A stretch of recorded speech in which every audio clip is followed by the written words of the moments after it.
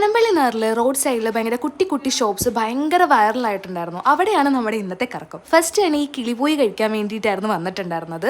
ഇത് സൂപ്പറാണ് കേട്ടോ. പക്ഷേ ബാക്കി ഫുഡ്സൊക്കെ കഴിച്ച് ലാസ്റ്റ് ഓപ്ഷനായിട്ട് വെക്കുന്നതായിരിക്കും ബെറ്റർ, അല്ലെങ്കിൽ വേറെ നല്ല ഫുള്ളാവും. നെക്സ്റ്റ് നമ്മൾ ഈ ഒരു കുട്ടി ഷോപ്പിട്ടായിരുന്നു വന്നിട്ടുണ്ടായിരുന്നത്. 60 റുപ്പീസിന് ബിരിയാണി, 70 റുപ്പീസിന് ചിക്കൻ ഫ്രൈഡ് റൈസ്, നല്ല ക്വാണ്ടിറ്റി ഉണ്ടായിരുന്നു കേട്ടോ.